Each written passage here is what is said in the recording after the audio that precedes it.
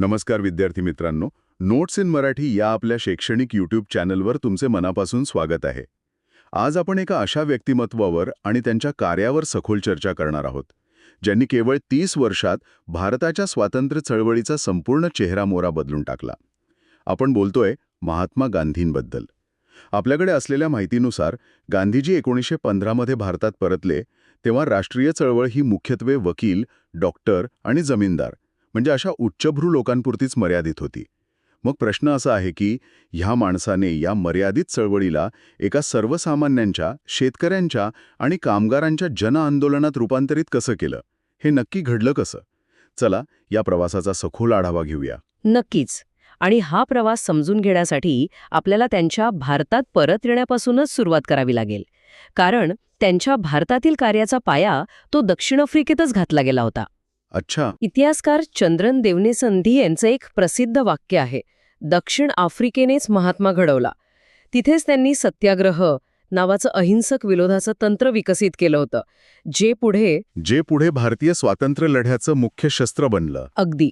म्हणजे ते भारतात आले तेव्हा त्यांच्याकडे एक सिद्ध झालेलं तंत्रज्ञान होतं. पण 1915चं भारत हे 1893च्या भारतापेक्षा खूप वेगळं होतं, नाही का? इथलं राजकीय वातावरण कसं होतं? खूपच वेगळं होतं. इंडियन नॅशनल काँग्रेस आता फक्त मोठ्या शहरांपुरती मर्यादित राहिली नव्हती. तिच्या शाखा देशभर पसरल्या होत्या. आणि 1905-07च्या स्वदेशी चळवळीमुळे मध्यम वर्गात एक प्रकारची राजकीय जागृती आली होती. राजकारणात दोन स्पष्ट विचारप्रवाह होते. एकीकडे लाल बाल पाल म्हणजेच लाला लजपतराय, बाळ गंगाधर टिळक आणि बिपिनचंद्र पाल यांसारखे जहालमतवादी नेते होते. आणि दुसरीकडे मवाळ नेते होते. हो, गोपाळकृष्ण गोखले यांच्यासारखे. आणि या जहाल आणि मवाळ नेत्यांमध्ये नेमका फरक काय होता? फरक दृष्टिकोनाचा होता. म्हणजे गोपाळकृष्ण गोखले यांच्यासारखे मवाळ नेते ब्रिटिश व्यवस्थेच्या चौकटीत राहून सनदशीर मार्गाने सुधारणा मिळवण्यावर विश्वास ठेवत होते. ओके. तर टिळकांसारख्या जहाल नेत्यांचा भर होता संपूर्ण स्वराज्यावर. आणि त्यासाठी ते अधिक थेट आणि संघर्षात्मक मार्गांचा अवलंब करायला तयार होते. आणि गांधीजी भारतात परतल्यावर त्यांचे राजकीय गुरु बनले ते मवाळ नेते गोखले, बरोबर? हो. आणि गोखले यांनीच त्यांना 1 वर्ष भारतभर फिरण्याचा सल्ला दिला होता. जणू काय त्यांनी गांधीजींना आधी देश समजून घ्यायला सांगितला. अगदी. आणि त्यानंतर त्यांची पहिली मोठी सार्वजनिक उपस्थिती होती ती फेब्रुवारी 1916 मध्ये बनारस हिंदू युनिव्हर्सिटीच्या BHUच्या उद्घाटन प्रसंगी. हा प्रसंग महत्वाचा का मानला जातो? तो प्रसंग खूपच नाट्यमय आणि महत्वाचा आहे.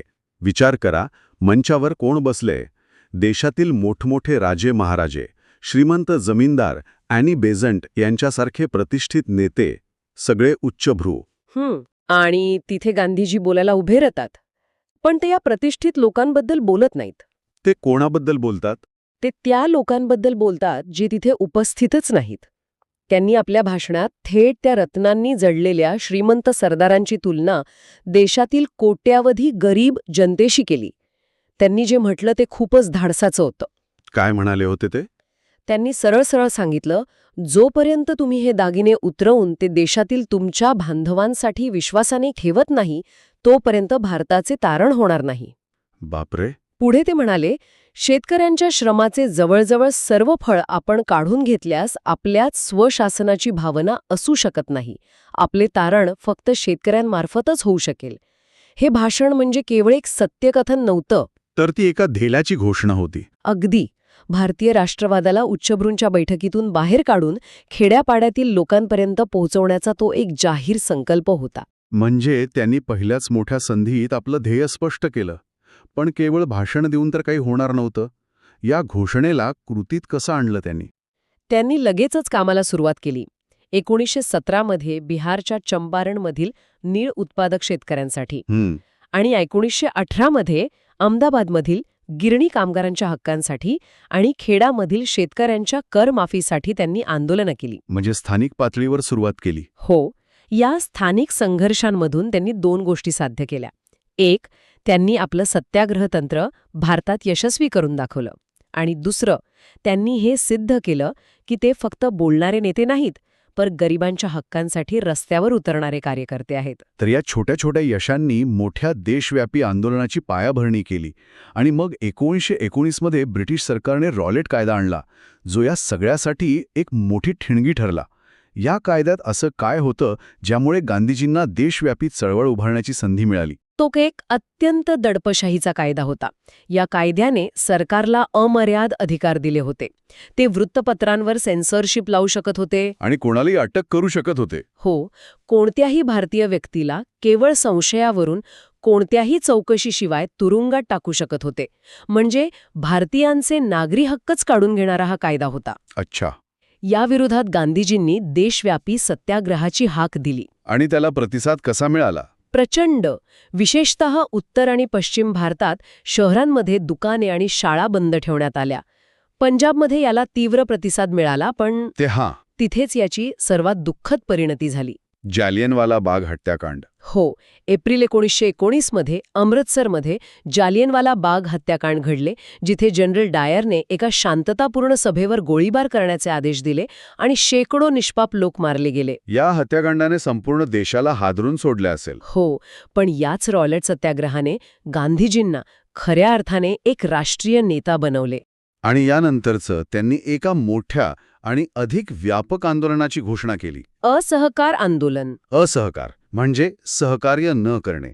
या आंदोलनाचं स्वरूप नेमकं कसं होतं? हे एक प्रकारे ब्रिटिश सरकारशी असलेले सर्व ऐच्छिक संबंध तोडून टाकण्याचं आवाहन होतं. म्हणजे भारतीयांना सरकारी शाळा, महाविद्यालय, न्यायालय यांचा त्याग करण्यास आणि कर न भरण्यास सांगितलं गेलं.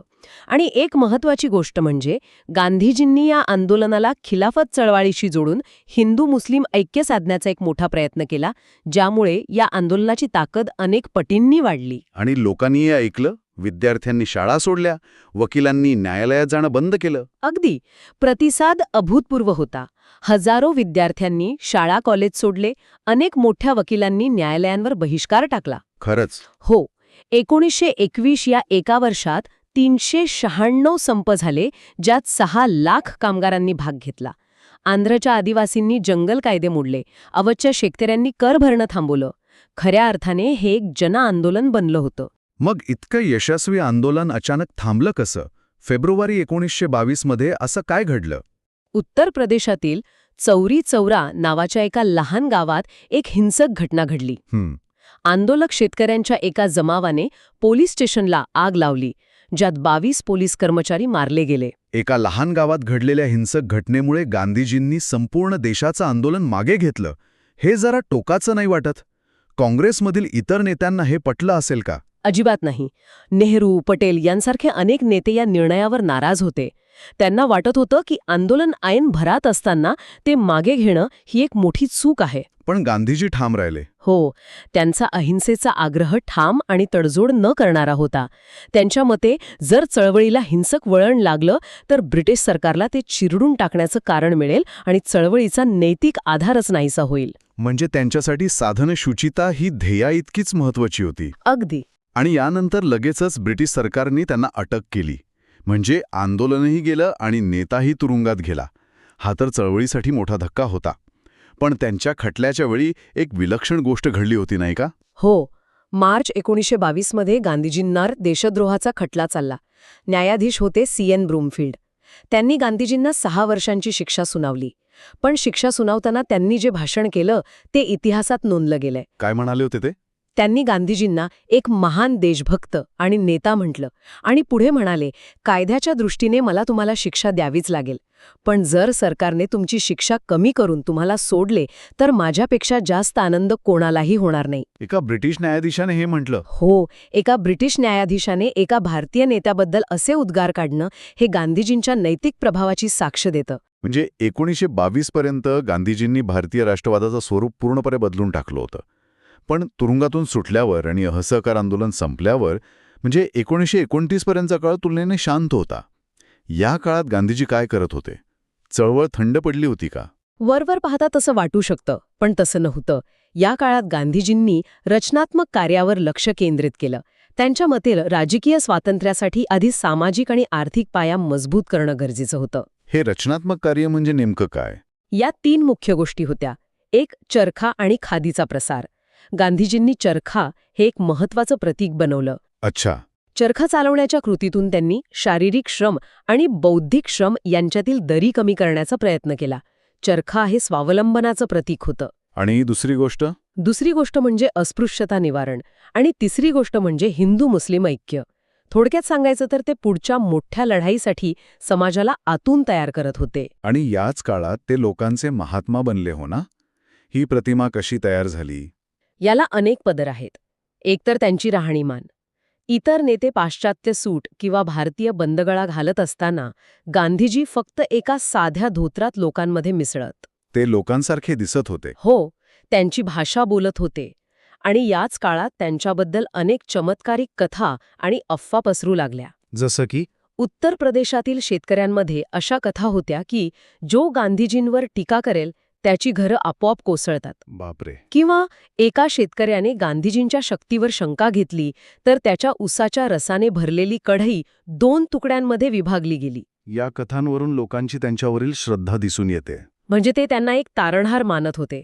हो, गांधी बाबा किंवा गांधी महाराज, जो त्यांना जाचक्कर आणि अत्याचारी अधिकाऱ्यांपासून वाचवेल. 1929च्या लाहोर अधिवेशनात काँग्रेसने पूर्ण स्वराज्याचा ठराव मंजूर केला. हो, ही एक मोठी घोषणा होती. आणि या घोषणेला एका मोठ्या आंदोलनाची जोड देणं गरजेचं होतं. अगदी. आणि आता प्रश्न होता की पुढचं आंदोलन कशावर आधारित असावं? हो, मुद्दा असा निवडायला हवा होता जो देशातील प्रत्येक माणसाला आपला वाटेल. आणि इथे गांधीजींची राजकीय हुशारी दिसून येते. त्याने एक अशी वस्तू निवडली जी प्रत्येक घरात वापरली जाते: मीठ. मीठ? पण मीठच का? हीच तर त्यांची खासियत होती. ब्रिटिशांचा मिठावर एकाधिकार होता. समुद्राच्या किनाऱ्यावर राहूनही भारतीयांना मीठ बनवण्याची किंवा विकण्याची परवानगी नव्हती. त्यांना ते सरकारकडूनच विकत घ्यावं लागत होतं. हो, आणि तेही जास्त किमतीत. मीठ ही अशी गोष्ट आहे जी गरीब श्रीमंत, हिंदू मुस्लिम प्रत्येक जाती धर्माच्या माणसाला लागते.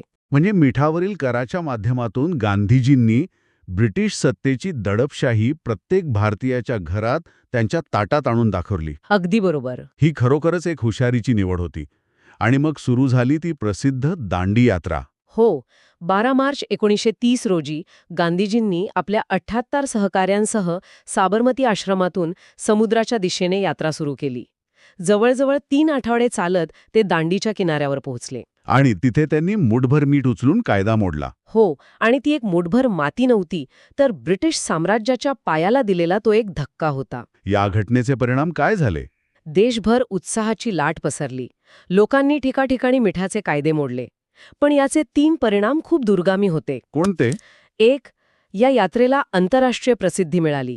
सुरुवातीला गांधीजींचा काडीसारख्या शरीराची थट्टा करणाऱ्या टाईम मासिकाने नंतर त्यांना संत आणि राजकारणी म्हणून गौरवण्यास सुरुवात केली.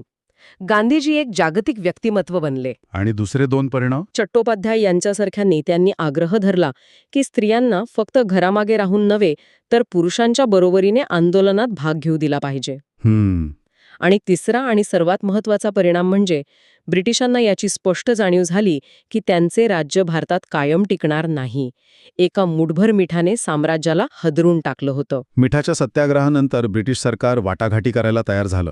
गोलमेज परिषदा झाल्या, पण तिथे गांधीजींना एका वेगळ्याच आव्हानाला सामोरं लागावं लागलं, नाही का? हो, लंडनमधील दुसऱ्या गोलमेज परिषदेत मुस्लिम लीग, संस्थानांचे राजे आणि विशेषतः डॉक्टर B.R. आंबेडकर यांनी काँग्रेस संपूर्ण भारताचे प्रतिनिधित्व करते या गांधीजींच्या दाव्याला आव्हान दिलं. आणि इथेच गांधीजी आणि डॉक्टर आंबेडकर यांच्यातला तो प्रसिद्ध वाद झाला, अस्पृश्य वर्गासाठी स्वतंत्र मतदारसंघाचा मुद्दा. हा वाद नेमका काय होता? हा केवळ एक राजकीय मतभेद होता की त्यामागे काहीतरी अधिक खोल होतं? हा केवळ राजकीय मतभेद नव्हता. हा भारतीय समाजाच्या भविष्याबद्दलच्या 2 भिन्न दृष्टिकोनांमधील संघर्ष होता. डॉक्टर आंबेडकरांचा युक्तिवाद अत्यंत स्पष्ट होता. त्यांच्या मते हजारो वर्षांपासून ज्या समाजावर अन्याय झाला आहे त्यांना सामाजिक न्याय मिळवण्यासाठी आणि स्वतःच्या हक्कांचं संरक्षण करण्यासाठी राजकीय शक्तीची नितांत गरज आहे. आणि स्वतंत्र मतदारसंघच त्यांना ती शक्ती देऊ शकतील, असं त्यांचं म्हणणं होतं. बरोबर. तर गांधीजींचा याला विरोध का होता? गांधीजींना भीती वाटत होती की स्वतंत्र मतदारसंघांमुळे अस्पृश्य समाज हिंदू समाजापासून कायमचा वेगळा होईल. त्यांच्या मते अस्पृश्यता ही हिंदू धर्मातील एक वाईट प्रथा आहे आणि ती आतून सुधारली पाहिजे. अच्छा. स्वतंत्र मतदारसंघांमुळे ही दरी आणखी रुंदावेल आणि हिंदू समाजात कायमची फूट पडेल असं त्यांचं मत होतं. हा दोन महान नेत्यांमधील त्यांच्या समाजाबद्दलच्या कळकळीतून आलेला एक तीव्र वैचारिक संघर्ष होता. यानंतरच्या काळात 1942 मध्ये भारत छोडो आंदोलन सुरू झालं. ते आधीच्या आंदोलनांपेक्षा वेगळं होतं का? खूप वेगळं होतं. हे एक खरं उत्स्फूर्त जनआंदोलन होतं. गांधीजींनी करा किंवा मरा हा मंत्र दिला आणि त्यानंतर लगेचच सर्व मोठ्या नेत्यांना अटक झाली. म्हणजे आंदोलन नेतृत्वहीन होतं. बऱ्याच अंशी हो, पण तरीही देशभरातील हजारो तरुणांनी, विशेषतः विद्यार्थ्यांनी ते पुढे नेलं. पण याच काळात दुसरीकडे मुस्लिम लीगचा प्रभाव वाढत होता आणि फाळणीची मागणी जोर धरू लागली होती. आणि अखेरीस भारताला स्वातंत्र्य मिळालं, पण देशाची फाळणी झाली. 15 ऑगस्ट 1947 ज्या दिवसासाठी एवढा लढा दिला गेला, त्या दिवशी गांधीजी दिल्लीत नव्हते. नाही, ते दिल्लीतल्या जल्लोषात सहभागी नव्हते. ते कलकत्त्यात होते. कलकत्त्यात का? तिथे हिंदू मुस्लिमांमध्ये भयंकर दंगली उसळल्या होत्या. त्या थांबवण्यासाठी ते 24 तासांचं उपोषणाला बसले होते. म्हणजे त्यांच्यासाठी हे स्वातंत्र्य एका अस्वीकार्य किमतीवर मिळालं होतं. ज्या ऐक्यासाठी त्यांनी आयुष्यभर प्रयत्न केले ते त्यांच्या डोळ्यांदेखत भंग पावत होतं.